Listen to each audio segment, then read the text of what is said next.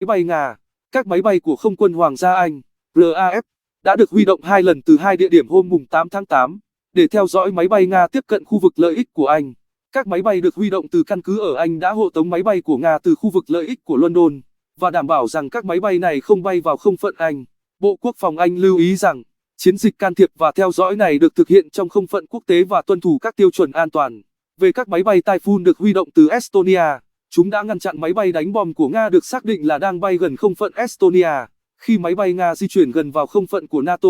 nhiệm vụ hộ tống đã được tiếp quản bởi các máy bay của Phần Lan và Thụy Điển. Tuy nhiên, sau đó máy bay của Anh đã được yêu cầu quay lại ngăn chặn máy bay đánh bom của Nga, lúc này đã được đồng hành bởi 2 chiếc Su-30 Flanker nữa. Các máy bay của Không quân Hoàng gia Anh đang hoạt động ở Estonia, trong chiến dịch Baltic Air Policing của NATO. Cũng trong ngày 8 tháng 8, quân đội Mỹ và Canada thuộc Bộ Chỉ huy Phòng không Bắc Mỹ cũng đã điều các chiến cơ F-22 và CF-18, ngăn chặn máy bay đánh bom Tu-95BR của Nga bay gần bờ biển Alaska.